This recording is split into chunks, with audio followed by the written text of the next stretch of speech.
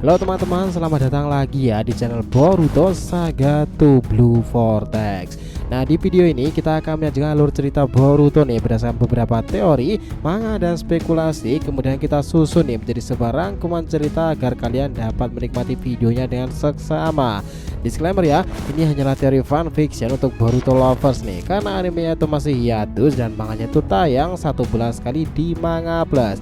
Jadi mari kita lanjutkan alur ceritanya. Video sob, alhamdulillah nih ini sudah road to ribuan subscriber ya. Jadi bantu makin bertumbuh lagi dong dengan subscribe dan juga nyalakan notifikasi loncengnya gratis. Karena juga ini berkelanjutan biar gak miss nih. Tonton dulu video kita sebelumnya yang ini ya. Jika sudah, mari kita lanjutkan ceritanya. これは俺の物語だ Oke, Boruto episode 299 bagian ke-62 ini kita fokuskan untuk memulai babak baru nih dari chapter terbarunya 10 Boruto to Blue Vortex. Himawari untuk pertama kalinya itu bertransformasi dengan Kurama. So, di sini adegan kembali kita lanjutkan ya, bahwa kemarin Boruto yang sudah kembali datang ke desa itu, di sisi lain Ten 10 itu membawa kabur Himawari sendiri loh. Kita melihat di sana nih, Boruto sudah ada di balik rumah warga-warga itu dan dia itu muncul menyadar dalam bangunan rumah yang cukup jauh dengan Kawaki sehingga dia itu bisa mengatur resonansi karmanya itu lagi. Hal ini ia lakukan karena kemarin dia kehilangan kendali dalam tubuhnya itu nih ketika Momo itu akan muncul. Nah, ketika Boruto sadar lagi, karma itu masih aktif dan dia berusaha untuk membiarkan karmanya menghilang secara perlahan. Sekarang kita akan mulai breakdown dulu ya manga Boruto chapter 10 itu di beberapa bagiannya sebelum memasuki alur ceritanya nanti, dan kita akan kembangkan lebih jauh. Scene langsung dilanjutkan pada sebuah prolog awal seperti ini. Shinjujura memperlihatkan kekuatannya itu. Di tengah-tengah pelariannya itu, ekor 9 Kyuubi ini terbangun dalam diri Himawari. Panel awal di sana itu telah dimulai, dimana kita diperlihatkan Inojin sendiri itu membawa tim 10 untuk menjauh dari para Shinjugat itu. Hima sendiri sudah ada bersama mereka nih, tetapi di sana tiba-tiba Jura bersama Hidari yang ada di bawah itu langsung berkata itu kurang lebih seperti ini. Mereka harus memahami bahwa berlari itu sia-sia kan Hidari. Mungkin mereka itu mengubah medan peperangan ya, karena mempertimbangkan kerusakan yang bisa terjadi pada desa ini. Sementara itu Hidari itu menoleh ke sisi yang lain karena dia itu merasakan ada segerombolan shinobi desa itu mendatangi mereka loh. Nah, di sini yang datang itu adalah Konohamaru dan beberapa jonin lainnya. Ini Konohamaru, aku telah melihat kehadiran 2 penyusup itu di hadapanku. Di sini pula sudah tidak ada lagi tanda-tanda dari tim 10. Percakapan ini langsung direspon oleh sang Hokage ke-8 Shikamaru dan dia berkata kurang lebih seperti ini. Jangan khawatir Konohamaru, mereka itu baik-baik saja sekarang ini. Mereka menuju ke barat daya dan mencoba memancing Shinju itu untuk pergi. Alasan seperti itu, tapi mereka tetap saja mengejar Himawari kan. Dan aku ingin kalian semua itu memberikan bala bantuan secepatnya di sana. Di panel ini kita melihat bagaimana Kawaki yang juga merasakan ya kecurigaan, dia berbicara seperti ini. Himawari maksudmu? Sepertinya Delta itu melihat tim 10 itu terbang ya, atau malah informasi dari Shinten Shinojutsu. Dia melanjutkan seperti ini, dan dari sini akhirnya kita tahu di mana Boruto itu menghilang kemarin pula. Nah, dia itu ternyata bersembunyi dan menjaga jarak dengan Kawaki di belakang sebuah rumah sembari memegangi tangan kanannya itu. Boruto bersiap akan segera melakukan perbincangan nantinya. Sementara itu Shikamaru sendiri itu mulai menginformasikan pada tuan muda satunya ini. Dia bilang seperti ini. Kawaki, dengarkan dengan hati-hati. Jangan pernah terlibat dengan Boruto lebih jauh lagi. Pergilah sekarang menuju tim 10 itu berada. Sepertinya Boruto juga bermusuhan dengan para penyusup itu.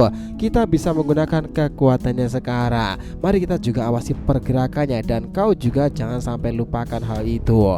Kawaki merespon. Tuan Hokage ke-8 ya. Jika Himawari dalam bahaya, beritahu aku lebih cepat lain kali. Sialan, luar biasa tuh. Meskipun kita tahu Kawaki ini seperti apa, tapi kalau urusan Himawari, dia itu sayangnya bukan main loh.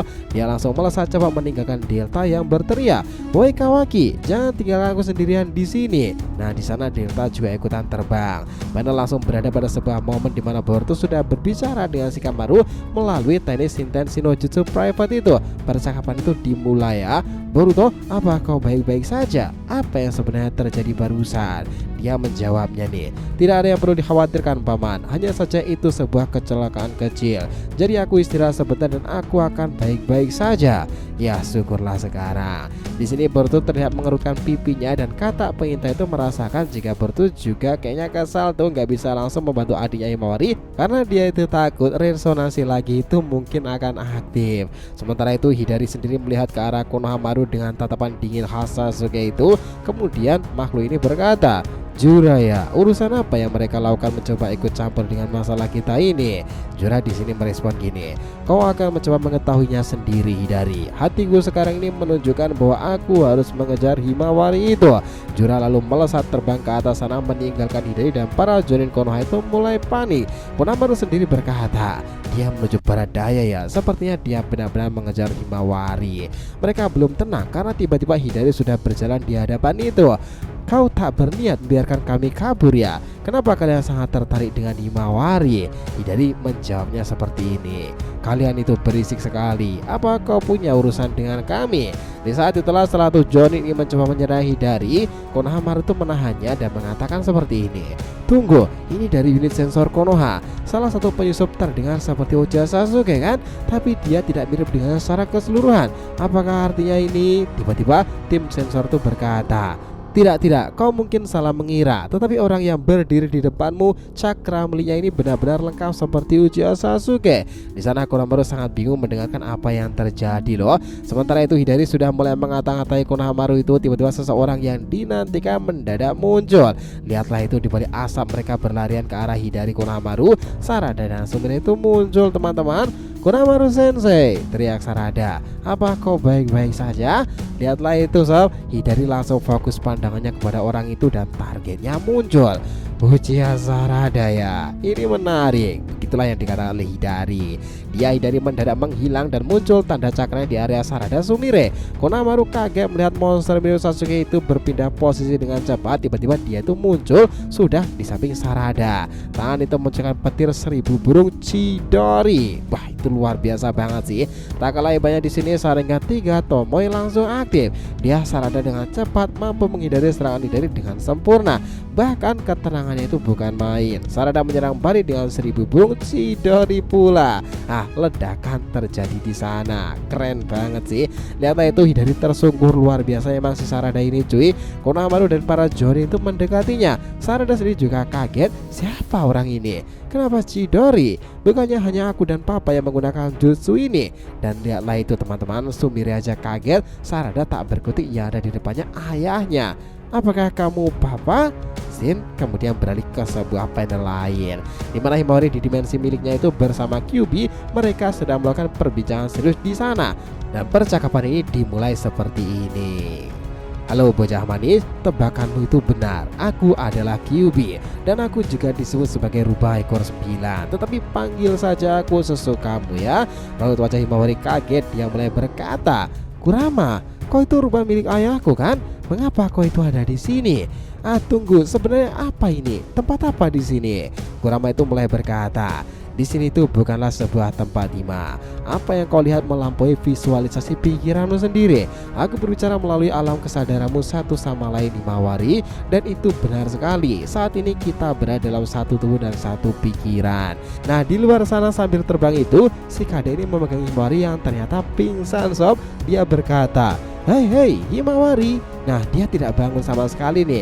Dia benar-benar tak sadarkan diri. Apa kepalanya terbentur sesuatu atau apa? Si Kade yang tenang itu mulai panik pula. Sementara itu Chocho nih kaget, di belakang itu ada yang datang.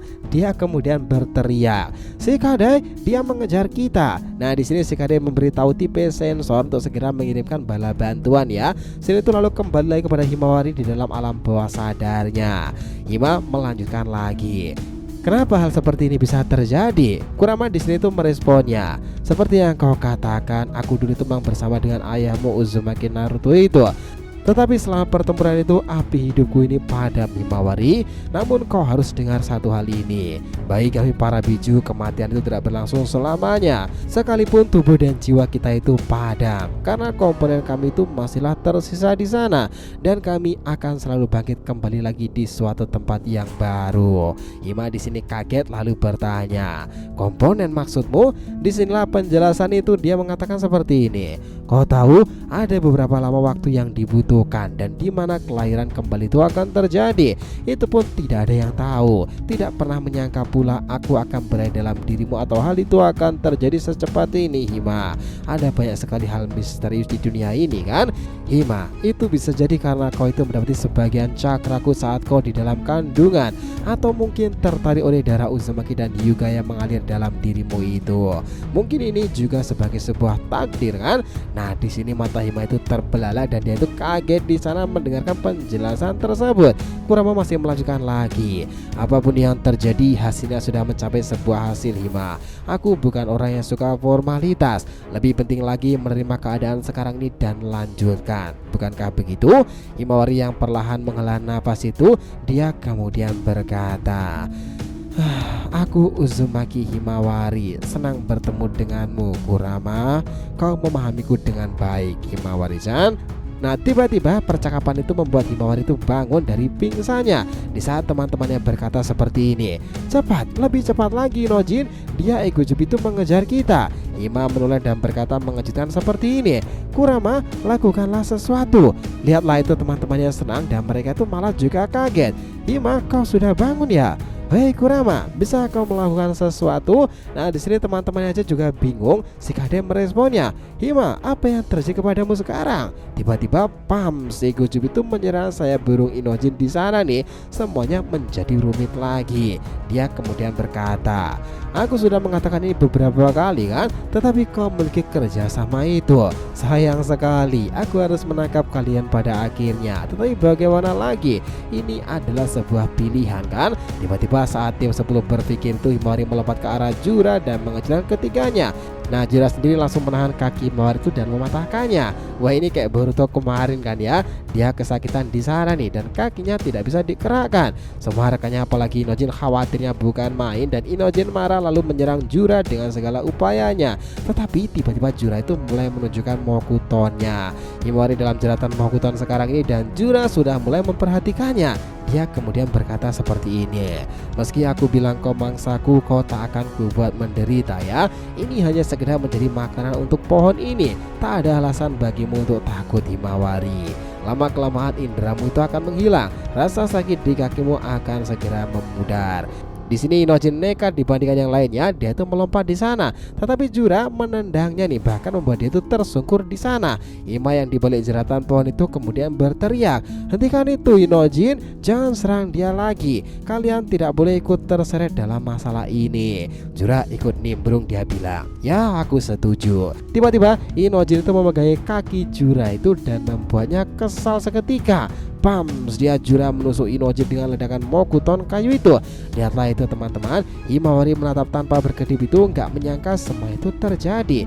Inojin sekarang di sana dan teman-temannya merinding ketakutan, marah dan juga mulai panik. Di saat Jura menyebutkan beberapa kata dan estetika itu, dia menatap Inojin dan duar. Tanpa dia sadari, Mokuton Himawari itu meledak teman-teman. Tiba-tiba rambut panjang seperti Uzumaki Kushina itu muncul di sana. Lihatlah itu, Chocho Shikade bahkan Jura sendiri kaget pula tuh. Himawari masuk dalam transformasi awal Kyuubi tersebut. Wah, itu luar biasa kan. Dia bahkan sudah memperlihatkan bentuk mata khas rubah itu. Rambut yang menjulur panjang itu Himawari kerasukan Kyuubi itu. Dia sudah berdiri siap memangsa lawannya dan bak iblis rubah tersebut. Taring keluar di mulutnya, cakra itu juga muncul di sana. Dan dia bilang seperti ini, berhenti kau lakukan itu kepadanya. Dan ceritanya selesai sampai di situ. Nah, dari sini cerita ini akan kita lanjutkan ya pada part berikutnya tentang nasib serta kemungkinan takdir takdir kematian Inojin yang akan mengejutkan semuanya. Sekaligus ini akan membuat bentuk transformasi lebih lanjut dari Himawari sendiri yang akan berguna untuk kedepannya dalam mode Kuramanya tersebut. So, sepakat teman-teman. Jadi terima kasih banyak ya telah menonton Boruto episode 299 bagian ke-62 ini, transformasi awal Kurama Himawari. Jangan lupa untuk like, komen, dan subscribe ya di channel ini agar terus berkembang sehingga kita selalu antusias nih memberikan alur Boruto paling menggelora itu tentunya di channel fans teori favorit kalian, Saga to Blue Vortex. Oke, have a nice day nakama, see you next time, and salam Shinobi.